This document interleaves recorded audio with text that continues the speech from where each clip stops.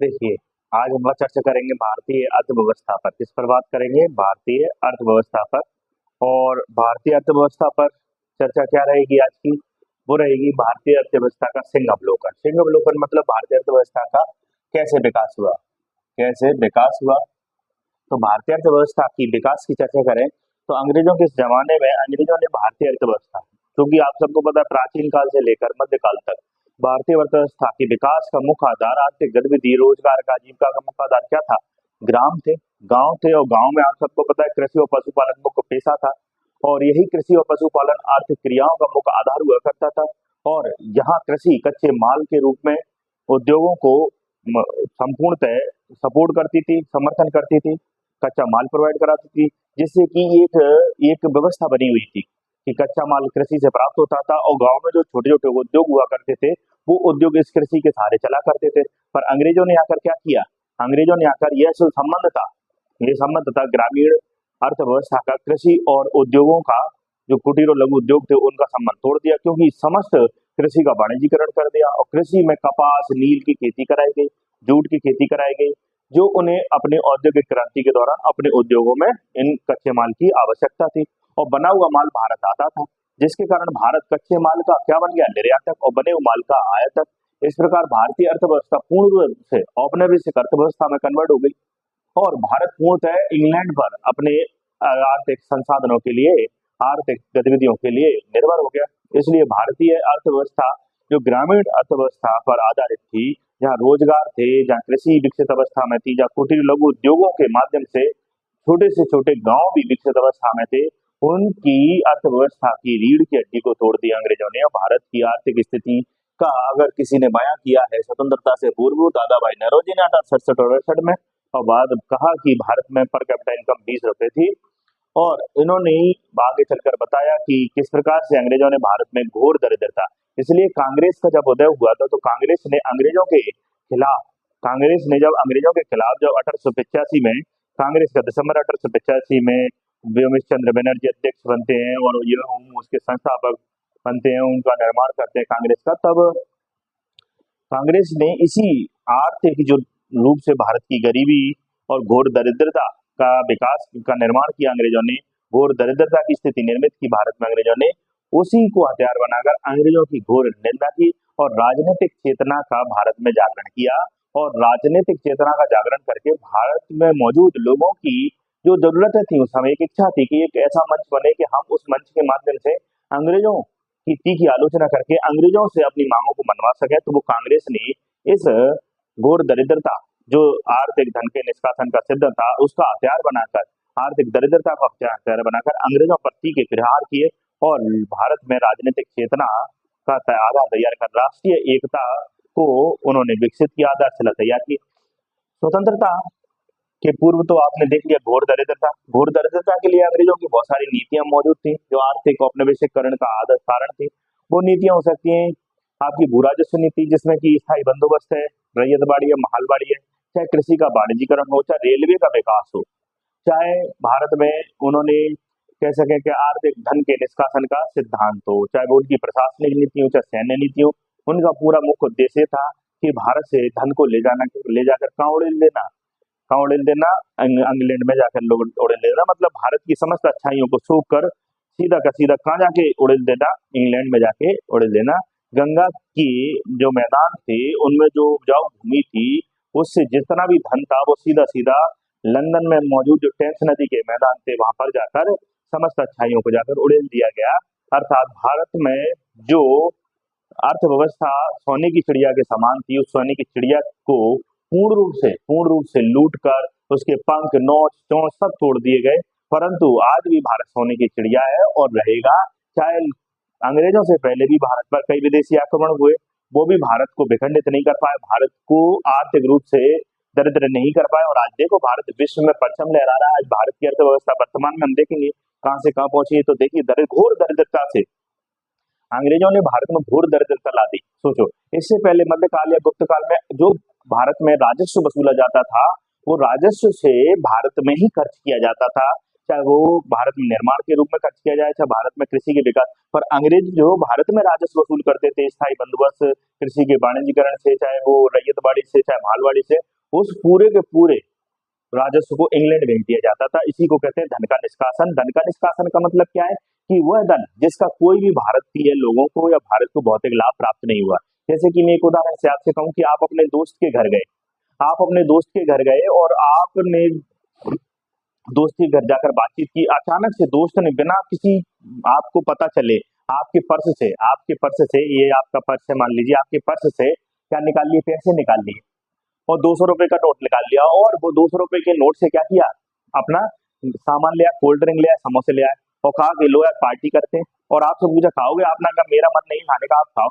जब आप घर आए तब आपको पता चला अरे 200 रुपए का नोट कहाँ है? जब आपसे पूछा तो दोस्त ने बताया अरे आप ही के पैसे थे। अरे तब हमारी राष्ट्रीय चेतना जागी कि हमारे पैसे से ही पार्टियां हो रही थी, हमारे पैसे से ही इंग्लैंड में उद्योगों को सींचा जा रहा था, इंग्लैंड की औद्योगिक क्रांति को बल मिल रहा था और हमें ही पता नहीं चल रहा था कि अंग्रेज भारत में किस प्रकार से। जब भारत में राष्ट्रीय चेतना जागृत होती है इस घोर दरिद्रता के कारण, आर्थिक परिस्थितियों ने, अकालजनित परिस्थितियों ने भारत की जनता को झकझोर दिया और अंग्रेजों के खिलाफ पूरे भारत को एकजुट करके अंग्रेजों को भारत से बाहर करने का पूर्ण प्रयास करते हुए राष्ट्रीय चेतना का जागरण किया। तो स्वतंत्रता के दौरान भारत, अब बताइए आर्थिक स्थिति कैसी थी यहाँ? पूरी आर्थिक जो भारतीय अर्थव्यवस्था थी वो कैसी अर्थव्यवस्था थी? बोलिए औपनिवेशिक। बताइए औपनिवेशिक अर्थव्यवस्था। अर्थात इस समय भारतीय अर्थव्यवस्था कैसी थी? पिछड़ापन, ऋणग्रस्तता भारतीय अर्थव्यवस्था का गुण बन गया। आपने एक मूवी देखी लगान, ठमका दोगुना लगान ढहना पड़ेगा, अंग्रेजी बोलते थे ठमका दोगुना लगान ढहना पड़ेगा और मारते अलग से नहीं देते तो ठमका नीचे खेती खाना पड़ेगा, हिंदी बोलते नहीं आती थी। अगर तुम इतने अमीर तो हमारे देश में क्या कर रहे थे? हमारे देश को और गरीब बना के चले गए और हमने तो फिर से पूरे देश में पूरे विश्व में परचम लहरा दिया भाई। देखिए हमको भारत को ना तो कोई तोड़ पाए, ना तोड़ पाएगा, ना सपना देखे कभी, और जो तोड़ेगा वो चकनाचूर हो जाएगा, याद रखें ना। तो स्वतंत्रता से पूर्व भारतीय पिछड़ापन, ऋणग्रस्तता भारतीय अर्थव्यवस्था का कारण बन गई, अब एक विशेषता बन गई। बोलो घोर दरिद्र। स्वतंत्रता के दौरान हमारे राजनीतिकों ने सोचा कि हम राष्ट्रीय एकता तो ले आए, भारतीय राजनीति ने सोचा कि अब देश को स्वतंत्र करा के हम क्या करेंगे अर्थव्यवस्था, उन्होंने कहा मिश्रित अर्थव्यवस्था। उस समय आप सबको पता हो पूंजीवादी अर्थव्यवस्था थी इंग्लैंड में। कैसी चल रही थी? पूंजीवाद मतलब सिर्फ और सिर्फ बाजार आधारित अर्थव्यवस्था, जिसमें राज्य का हस्तक्षेप नहीं होता था। सिर्फ और सिर्फ जिनके पास संसाधन होते थे पूंजीपतियों के, वो ही नए नए उद्योगों की स्थापना करते थे और पूंजी का विकास करते थे, इसे पूंजीवाद कहते हैं। परंतु 1930 में प्रथम विश्व युद्ध के पश्चात वैश्विक महामंदी के कारण पूंजीवादी अर्थव्यवस्था क्या हो गई? विफल हो गई। जब विफल हो गई उसी दौरान रूस में साम्यवादी क्रांति हो गई, समाजवाद आ गया, वहां मजदूर किसानों की सरकारें बन गई और वहां लेनिन ने समाजवाद को स्थापित करते हुए पंचवर्षीय योजना भी बनाई, मतलब योजना नियोजन के माध्यम से रूस का विकास किया, क्योंकि उसे पता था रूस को कि हम साम्यवादी देश है और कोई यूरोपीय कंट्री हमारा क्या नहीं करेगी, सहायता सहयोग नहीं करेगी। इसलिए उसने खुद के ही दम पर अपने देश के विकास की बागडोर संभाली लेनिन जैसे नेताओं ने। तो हमने भी कहा कि यार हमें भी अपने देश में क्या करना चाहिए, पूंजीवाद को भी अपनाना चाहिए और समाजवाद को, क्योंकि पूंजीवाद विफल हो गया परंतु पूंजीवाद भी एक समय सफल था। तो पूंजीवाद और समाजवाद हमने दोनों को कहा। समाजवाद उस समय सफल हो रहा था, हमने कहा हमारे देश में बाजार भी होगा, इसमें राज्य का हस्तक्षेप मिनिमम होगा और साथ में राज्य की भी संस्थाएं होंगी जिसमें राज्य के द्वारा हस्तक्षेप किया जाएगा। ऊपर से हमने कहा कि यार कैसे विकास करेंगे भाई, इतनी घोर दरिद्रता से बाहर लाने के लिए कोई ना कोई तो संस्था हो जो भारत में संसाधन होगा इष्टतम दोहन कर सके। तो हम क्या लेकर आए बताइए, नियोजन लेकर आए। क्या लेकर आए? नियोजन लेकर आए। तो और प्राथमिक उद्योग किसको प्राथमिकता दे? तो हमने देखा कि प्रथम और द्वितीय विश्व युद्ध के दौरान और भारत पर कब्जा करने के दौरान ये औद्योगिक शक्ति ही प्रथम चालक बल थी, प्रथम प्रेरणा बल थी, जो हमें भी प्रेरणा दे रही थी कि हम जैसे ही आजाद होंगे सबसे पहले हम किसकी स्थापना करेंगे? उद्योगों की स्थापना करेंगे। अर्थात आजादी के दौरान हमारे देश के विद्वानों ने, स्वतंत्रता संग्राम के सेनानियों ने यह सोच लिया था कि हम मिश्रित अर्थव्यवस्था, नियोजित अर्थव्यवस्था और उद्योगों को प्रेरणा चालक के रूप में उपयोग करेंगे, प्राथमिकता देंगे। जब स्वतंत्र हो गए, आप सबको पता है कि अंग्रेज हमें कैसा छोड़ के गए? अंग्रेज हमारा विभाजन करके गए, जिसे आज भी हम झेल रहे हैं। बोलिए आगे भाई साहब, एक तरफ भारत में संविधान लिखा जा रहा था, बाहर दंगे हो रहे थे, बताइए ऊपर से भारत के पास कोई आर्मी नहीं थी, अकाल भुखमरी जनित परिस्थितियां भारत में मौजूद थी। बताइए ऐसे में भारत क्या करता? बोलिए भारत क्या करता है ऐसे में? संविधान अभी बना नहीं है पूर्ण रूप से, ऊपर से देश का विभाजन हो गया है, कई रियासतें कह रही हमें भी अलग से देश चाहिए, भारत चाहिए। बोलिए अकाल और भुखमरी और दंगे बाहर फैले हुए, बताइए ऐसी परिस्थिति में भारत क्या करता?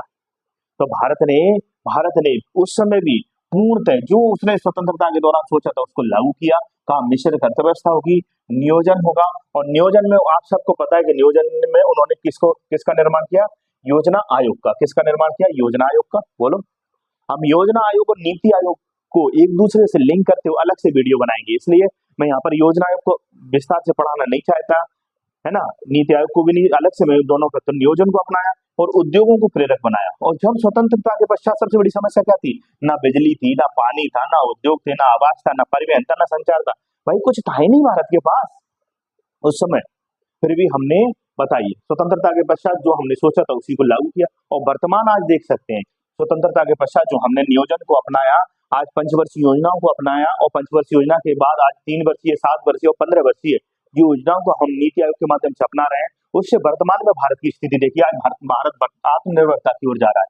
आज भारत सतत विकास की तरफ जा रहा है, समावेशी विकास को अपना रहा है, वैश्वीकरण को प्राप्त कर रहा है, निजीकरण को प्राप्त कर रहा है, उदारीकरण को प्राप्त कर रहा है, सामाजिक विकास को प्राप्त कर रहा है, रोजगार की सृजन कर रहा है, अधोसंरचना का विकास हो रहा है, औद्योगिक जरूरतें पूरी, प्रशिक्षण जैसी संस्था विकास विकसित हो रही है, सुधार शिक्षा में किए जा रहे हैं। बताइए आज भारत, और भारत विश्व में ही नहीं कई क्षेत्रीय संगठनों का वह प्रतिनिधित्व कर रहा है, विश्व में प्रतिनिधित्व कर रहा है, और साथ ही विश्व को भी वसुधैव कुटुंबकम का आज भारत पाठ पढ़ा रहा है। तो आपको कैसी लगी मेरी क्लास अर्थव्यवस्था की? आप कमेंट्स करके जरूर बताइएगा।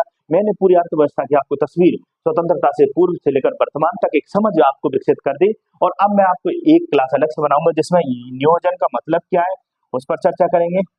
मैं आपको बताऊंगा नियोजन को हमने कैसे अपनाया, क्यों अपनाया, और पूरी पंचवर्षीय योजना और नीति आयोग पर चर्चा करेंगे। और अलग से हमने प्रेरक बल के रूप में उद्योगों को क्यों अपनाया, इस पर भी चर्चा करेंगे। हमने कृषि को क्यों प्रेरक के रूप में नहीं अपनाया, 2002 के बाद ही हमने आज कृषि को प्रेरक के रूप में क्यों अपनाया, इस पर अगली क्लास में चर्चा करेंगे। तब तक के लिए जय हिंद, धन्यवाद, खुश रहिए, मुस्कुराते रहिए।